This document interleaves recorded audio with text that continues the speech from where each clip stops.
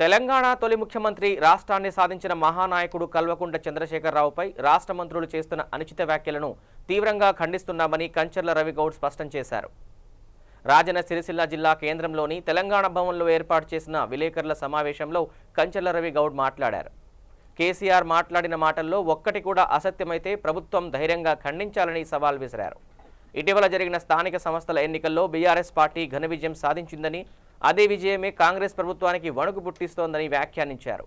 అందుకే కేసీఆర్పై అనవసర ఆరోపణలు, నిందలు చేస్తున్నారని విమర్శించారు. కేసీఆర్పై చేసిన వ్యాఖ్యలను వెంటనే వెనక్కి తీసుకుని బహిరంగంగా క్షమాపణ చెప్పాలని డిమాండ్ చేశారు. జై తెలంగాణ. కేసీఆర్ గారి నాయకత్వం, కేసీఆర్ గారి నాయకత్వం, కేటీఆర్ గారి నాయకత్వం, కేటీఆర్ గారి నాయకత్వం. జై తెలంగాణ, జై తెలంగాణ.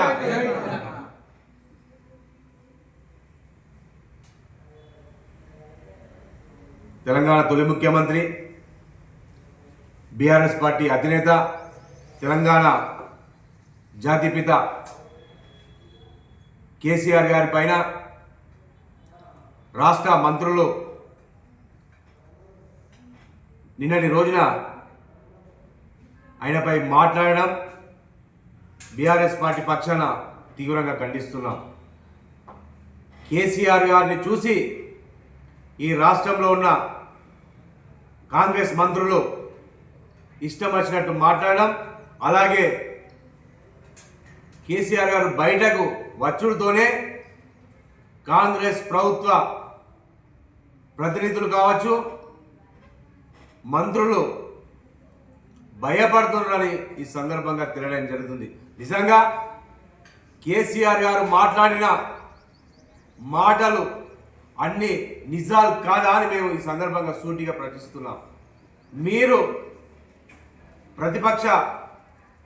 ప్రధాన ప్రతిపక్షమైన బీఆర్ఎస్ పార్టీ ప్రజల పక్షాలు నిలబడి ఖచ్చితంగా బరాబర్ ఈ రాష్ట్ర ప్రభుత్వాన్ని మెడల్ వంచేందుకు సిద్ధంగా ఉన్నామని తెలియజేస్తున్నాం. కానీ నిన్నటి రోజున మంత్రులు కేసీఆర్ గారిపై మాట్లాడే అర్హత ఉందా అని ఈ సందర్భంగా అడగడం జరుగుతుంది. తెలంగాణ ఉద్యమంలో తెలంగాణ రాష్ట్రాన్ని సాధించిన మహానాయకుడు, చావు నోట్లో తలకాయ పెట్టి రాష్ట్రాన్ని తీసుకొచ్చిన మహానాయకుడు మా కేసీఆర్ గారు. కేసీఆర్ గారి పైన మీరు అవక్కు చెవక్కులు మాట్లాడడం పద్ధతి కాదని ఈ రాష్ట్ర మంత్రులను మేము తెలియడం జరుగుతుంది. నిజంగా మీరు ప్రధాన ప్రతిపక్షమైన మా పార్టీపై బురద చల్లాలని చూస్తున్నారు. కానీ ప్రజల ఆదరణ చూసి బీఆర్ఎస్ పార్టీలో ప్రజలకు ఆదరణ చూసి కాంగ్రెస్ పార్టీ ప్రభుత్వంపై వ్యతిరేకతోని మాకు మొన్న స్థానిక ఎలక్షన్లో ఎన్నో విజయం సాధించింది బీఆర్ఎస్ పార్టీ. దాన్ని చూసి మీరు కాంగ్రెస్ మినిస్టర్లు కేసీఆర్ గారి పైన బదనాం చేయాలని ఇష్టం వచ్చినట్టు మాట్లాడడం ఇది తగదని మరోసారి మేము తెలియడం జరుగుతుంది.